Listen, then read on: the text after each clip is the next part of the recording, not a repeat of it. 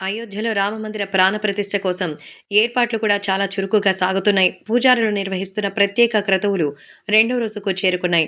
బుధవారం కలస పూజ చేపట్టారు. రామ జన్మభూమి తీర్థక్షేత్ర ట్రస్ట్ సభ్యుడు అనిల్ మిశ్రా దంపతులు యజమానులుగా సరయూ నది తీరంలో కలస పూజ నిర్వహించారు.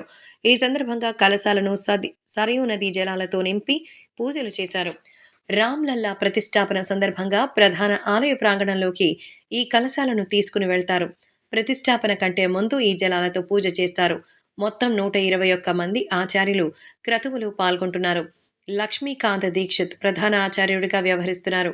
గురువారం గణేష్ అంబికా పూజ, వరుణ పూజ, మాతృకా పూజ, వాస్తు పూజ నిర్వహిస్తారు. మంగళవారం ప్రారంభమైన ఈ క్రతువు ఈ నెల 21వ తేదీ దాకా నిరంతరాయంగా కొనసాగుతుందని ట్రస్ట్ ప్రధాన కార్యదర్శి చంపత్ రాయ్ అన్నారు. అయోధ్యకు రామ్లల్లా చేరుకున్నారు. భవ్య మందిరంలో ప్రతిష్ఠించబోయే రామ్లల్లా విగ్రహం బుధవారం అయోధ్యకు చేరుకుంది. భక్తుల జయజయ ధ్వానాల మధ్య వాహనంలో ఆలయ ప్రాంగణానికి తీసుకొచ్చారు. గర్భాలయంలోని వేదికపైకి చేర్చారు. కళ్లకు గంతలు కట్టి ఉన్న ఈ విగ్రహం చిత్రాలను తీర్థక్షేత్ర ట్రస్ట్ విడుదల చేయలేదు. ఈ నెల 22న ఇదే విగ్రహానికి ప్రాణప్రతిష్ఠ చేయబోతున్నారు. ప్రాణప్రతిష్ఠ తర్వాతే రామ్లల్లా చిత్రాలు బయటకొచ్చే అవకాశం ఉంది.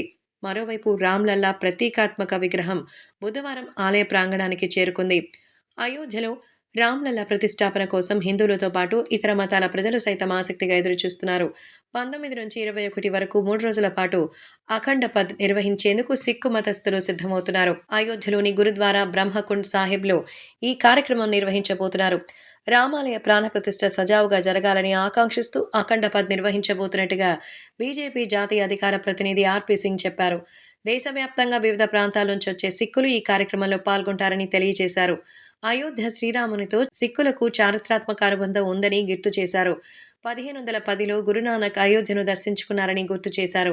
1858లో సిక్కు మత పెద్దలు అయోధ్య రామాలయంలో పూజలు చేశారని, గోడలపై రామ్ అని రాశారని చెప్పారు.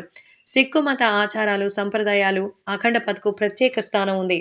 పవిత్ర గురు గ్రంథ్ సాహిబ్ను నిరంతరాయంగా భక్తితో పఠించడమే అఖండ పథ్. ఇందుకు 48 గంటలకు పైగా సమయం పడుతుంది. సిక్కుల పవిత్ర గ్రంథమైన గురు గ్రంథ సాహెబ్లో రామ్ అనే పదం 2533 సార్లు ఉందని ఆర్పీ సింగ్ చెప్పారు. రామమందిరంలో బాలరాముని విగ్రహ ప్రతిష్టాపన వేడుకకు ప్రధానమంత్రి నరేంద్ర మోదీ ప్రధాన యజమానిగా వ్యవహరిస్తారని ప్రధాన ఆచార్యుడు లక్ష్మీకాంత్ దీక్షిత్ చెప్పారు. మొదట రామజన్మభూమి తీర్థక్షేత్ర ట్రస్ట్ సభ్యుడు అనిల్ మిశ్రాను ప్రధాన యజమానిగా ఖరారు చేశారు. కానీ ఈ విషయంలో మార్పు చేయడం ప్రాధాన్యం సంతరించుకుంది. గర్భాలయంలో రామ్ లల్లా ప్రాణ ప్రతిష్ఠతో పాటు కీలకమైన పూజలను ప్రధాన యజమాని చేతుల మీదుగా నిర్వహిస్తారు.